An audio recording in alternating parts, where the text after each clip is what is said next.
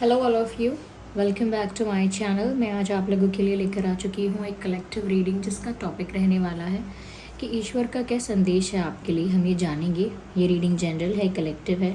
हो सकता है कि आपकी सिचुएशन के साथ एक्यूरेटली रेजोनेट करे, हो सकता है सिर्फ कुछ % करे, तो ओपन माइंडेड होकर सुनिएगा। ज़बरदस्ती अपने आप को रीडिंग में फिट इन मत कीजिएगा। जितना आपके साथ रेजोनेट होता है उतना ही एक्सेप्ट कीजिए and leave the rest. Okay, ये रीडिंग जनरल है, टाइमलेस है, सभी ज़ोडिएक साइंस के लिए है। और जब भी आप इस वीडियो तक पहुंचेंगे यह आपके साथ तभी रेजोनेट करेगा, क्योंकि जब ये वीडियो आपको मिलना है, आप तक पहुंचना है, ये तभी आप तक पहुंचा है। ओके, चलिए without wasting any more time हम डायरेक्ट रीडिंग स्टार्ट करते हैं। देखते हैं कि ईश्वर भगवान आपको क्या संदेश देना चाहता है। This card wants to come out. आगे भी देखते हैं viewers.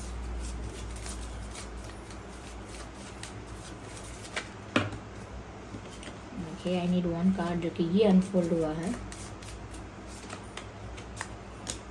Let's take one more. Beautiful. चलिए,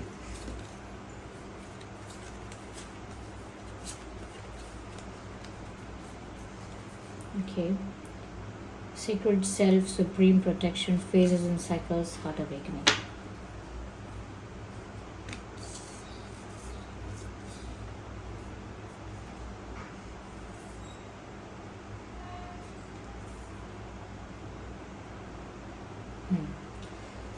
सबसे पहले व्यूअर्स यहाँ हार्ट अवेकनिंग का कार्ड है जो कहता है awaken to acceptance and divine love, give and receive in balance. Somewhere viewers यहाँ पर ईश्वर जो हैं वो आपको ये गाइड कर रहे हैं कि आपको व्यूअर्स कहीं ना कहीं डिवाइन लव के लिए ओपन रहना है, रिसीविंग मोड में रहना है। यानी कि परमात्मा ईश्वर जिस पर भी आपका फेथ है, जिस भी देवी देवता पर, जिस भी फॉर्म पर, एनर्जी पर आपका फेथ है, विश्वास है, वो आपके ऊपर जो प्यार है, जो लव है, उसे शावर कर रहे हैं। लिटरली ऐसा लगता है जैसे वर्षा कर रहे हैं आपके ऊपर प्यार की। और लेकिन ऐसा लगता है कि उस डिवाइन लव के लिए आपको थोड़ा ओपन होने की ज़्यादा ज़रूरत है, स्पिरिचुअली थोड़ा अवेकन होने की ज़्यादा ज़रूरत है, स्पिरिचुअली थोड़ा ग्रो करने की ज़्यादा ज़रूरत है। लाइक डिवाइन जितना आपको प्यार कर रहे हैं, परमात्मा जितना आपसे प्रेम कर रहे हैं, जितना आपको ब्लेस कर रहे हैं डिवाइन लव से, तो उसको एक्सेप्ट करने के लिए या उसको प्राप्त करने, समझने या अनुभव करने के लिए बहुत ज़रूरी है कि आप स्पिरिचुअलिटी में थोड़ा आगे जाएं। क्योंकि जब इंसान स्पिरिचुअली ग्रो करता है तो उसके लिए आसान होता है, जो उसका कनेक्शन है डिवाइन से उसे मेंटेन करना, मैसेजेस को समझ पाना और ब्लेसिंग्स को रिसीव कर पाना, उस प्यार को रिसीव कर पाना।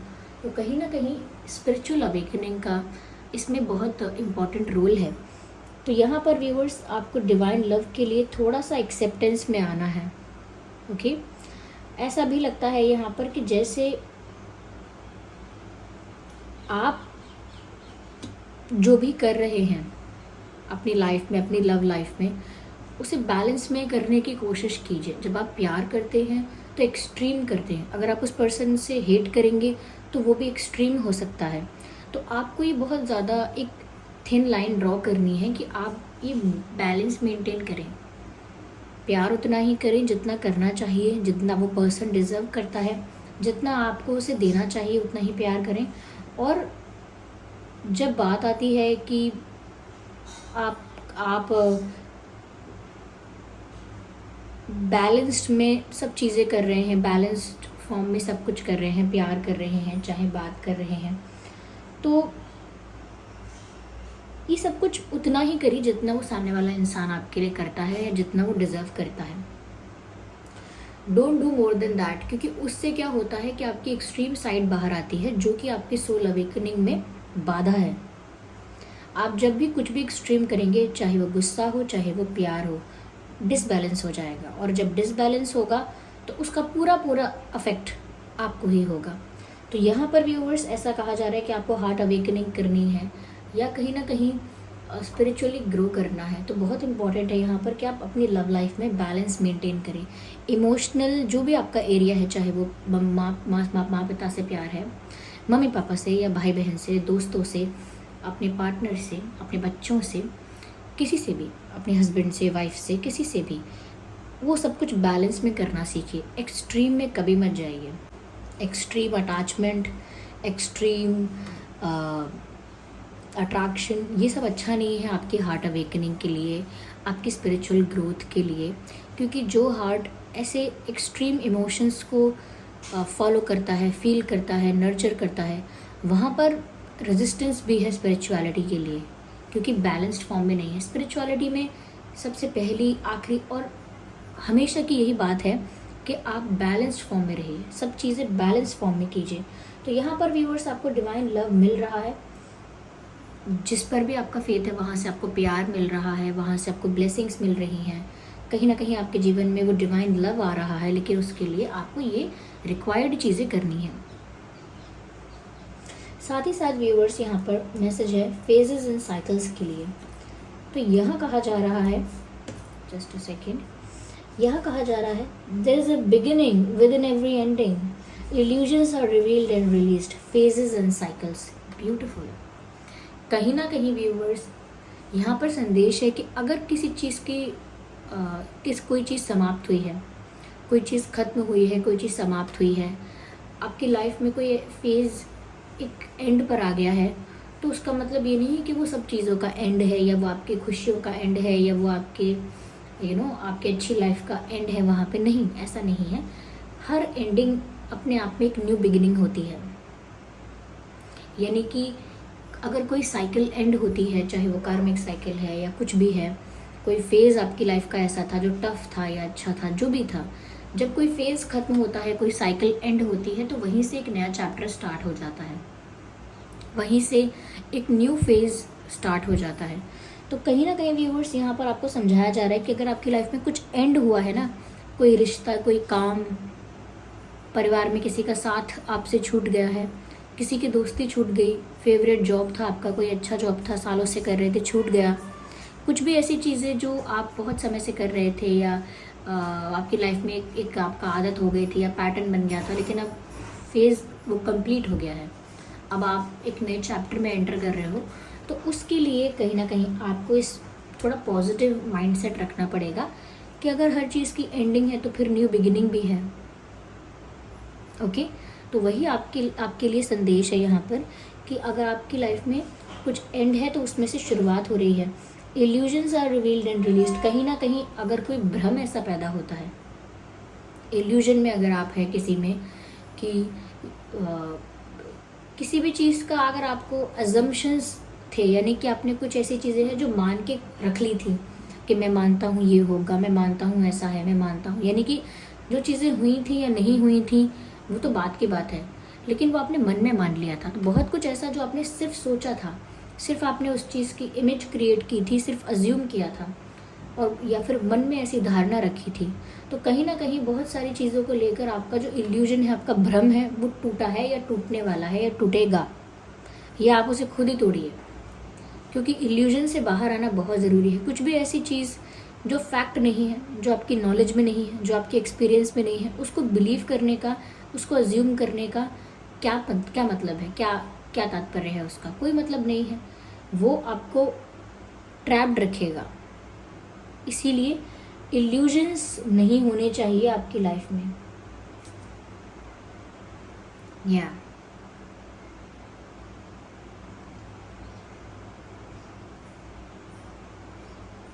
यहाँ पर सुप्रीम प्रोटेक्शन का कार्ड आया है आपके लिए। Supreme protection, you are protected, cords are being cut. Beautiful. ये जो एक नेक्स्ट फेज़ में आप एंटर कर रहे हो, मैंने बताया था, तो ये जो नेक्स्ट फेज़ में आप एंटर कर रहे हो, मैंने बताया था, तो उसके लिए यहाँ पर मैसेज है व्यूअर्स कि आपके जो कॉर्ड्स हैं वो कट कर दिए गए हैं। कॉर्ड्स मतलब इनविजिबल धागे, समझ लीजिए कि इनविजिबल कॉर्ड्स आपके कनेक्टेड हैं किसी के साथ, यानी कि इनविजिबल धागे किसी के साथ, एनर्जेटिकली किसी के साथ आप बंधे हुए हो। कैसे? कार्मिकली बंधे हुए होते हो, कार्मिकली बंधे हुए हो सकते हो, यानी कि आपका उनके साथ कोई कार्मिक अकाउंट है, आपका उनके साथ कोई कर्मा है, तो वो सेटल होना बाकी है। तो कहीं ना कहीं ऐसे लोगों के साथ आपके कॉर्ड्स कनेक्टेड रहते हैं कि इनके साथ आपका अभी कर्मा बाकी है, उनके साथ अभी बाकी है, इनके साथ बाकी है। तो जहाँ पर भी ऐसे कार्मिक कनेक्शंस या ऐसे कार्मिक कॉर्ड्स आपके जुड़े हुए थे जो आपको सेटल करने थे, सिर्फ वो आपको सफ़र करना था या उस चीज़ को आपको झेलना था, उस दर्द से आपको गुजरना था, क्योंकि वो आपने अगर कभी कुछ किया था तो उसका कर्म आपको मिलना था और आपने उस चीज़ को झेला या उस दर्द को सहा या उसे कहीं ना कहीं उसको कहीं ना कहीं यहाँ पर ऐसा लगता है जैसे उसको आपने एज अ पनिशमेंट या कुछ भी जस्टिस की तरह वो सर्व हुआ और आपने उस चीज़ को भी हैंडल किया, बेयर किया या कहीं ना कहीं झेल लिया। तो वो अब दुख की घड़ी, वो जो कहते हैं ना कि आपका कार्मिक था ये टाइम, तो पूरा ये पर्सन आपके लिए बहुत कार्मिक था। क्यों? क्योंकि उसके साथ कोई ऐसा बंधन जुड़ा हुआ था कि वो इंसान के साथ आपने पिछले जन्मों में कभी कभी किसी भी रूप में कुछ ऐसा किया था जो वो इंसान वापस आके वो सेटल करता ही आपके साथ, नियति है, ऐसा होता ही। तो जब ये कार्मिक अकाउंट्स सेटल होते हैं और क्लियर हो जाते हैं, जिसका जिसका लेन देन था वो सब क्लियर हो जाता है, तो फिर वो कॉर्ड्स कट कर दिए जाते हैं। क्योंकि डिवाइन आपको चाहते ही हैं कि आपके सारे कार्मिक अकाउंट्स जो है वो क्लियर हो जाएं और आप इन सभी कार्मिक बंधनों से मुक्त हो जाओ। तो आपके कार्मिक कॉर्ड्स कट कर दिए गए हैं एंड यू आर प्रोटेक्टेड। आप सुप्रीम प्रोटेक्शन में हैं। भगवान, परमात्मा, जिस पर भी आपका विश्वास है, वो आपको सुप्रीमली प्रोटेक्ट कर रहे हैं। अब हर चीज़ से आप प्रोटेक्टेड हो, हर समस्या से, हर दुख से, हर विपत्ति से आप प्रोटेक्टेड हो, क्योंकि आपको डिवाइन प्रोटेक्शन मिल रही है, वो भी सुप्रीम प्रोटेक्शन मिल रही है। और वो क्यों? क्योंकि जितना कार्मिक आपकी लाइफ में आना था वो आ चुका, सेटल हो चुका, क्लियर हो चुका।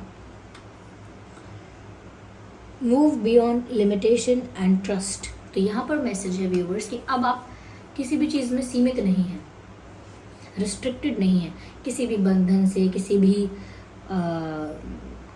कर्म से, या कहीं ना कहीं अपने पैशन और डिज़ायर को भी लेकर आप रिस्ट्रिक्टेड रहने की ज़रूरत नहीं है। आप जो चाहें कर सकते हैं लाइफ में।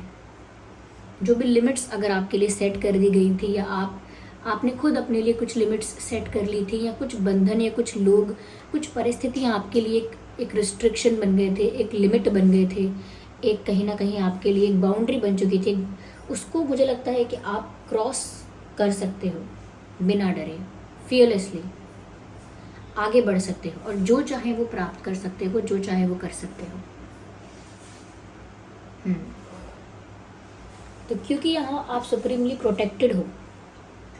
ओके,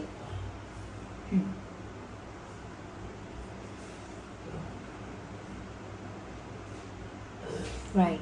मुझे यहाँ पर ऐसा भी लग रहा है व्यूअर्स, जैसा कि यहाँ दिख रहा है, unleash your spirit, express your gift, dance to the sacred rhythm of life. यानी कि किस्मत, डेस्टिनी आपको जिस दिशा में लेकर जा रही है व्यूअर्स, उस दिशा में आप चलते चले जाइए। नियति आपको जहाँ पहुँचाना चाहती है या जहाँ ले जा रही है, आपकी किस्मत, आपका भाग्य जिस दिशा में आपको ले जा रहा है, वहाँ just go with the flow और उसी तरफ बढ़ते रहिए और अपनी ओरिजिनलिटी में रहिए। जो आप असलियत में है, सच में जो आप हैं, आप वही रहिए। कोई डुअलिटी, डुअल फेस, ये सब रखने की ज़रूरत है ही नहीं। Stick to your originality. And जो कहीं ना कहीं आपको क्वालिटी भगवान से मिली है, जन्म से ही मिली है, आपके आत्मा का ही गुण है, उस क्वालिटी को कहीं ना कहीं नर्चर करिए, उसको वैल्यू करिए। हो सकता है कि आप भी एक स्पिरिचुअल वर्कर हैं, या आपको नॉलेज है टैरो रीडिंग की, या क्रिस्टल वर्क की, या रेकी हीलर हैं। कुछ तो आपके अंदर है जो आपको स्पिरिचुअली काफ़ी क्वालिटेटिव बनाता है। आपको जो परमात्मा से मिला है, जो नॉलेज मिली है, जो विजडम मिली है नेचुरली, क्योंकि वो आपकी सोल के साथ आई है, इस बर्थ में आपकी सोल के साथ आई है। ज़रूरी नहीं है कि इस जन्म में आपने कोई गुरु अपना बनाया फिर वहाँ से सीखा, नहीं।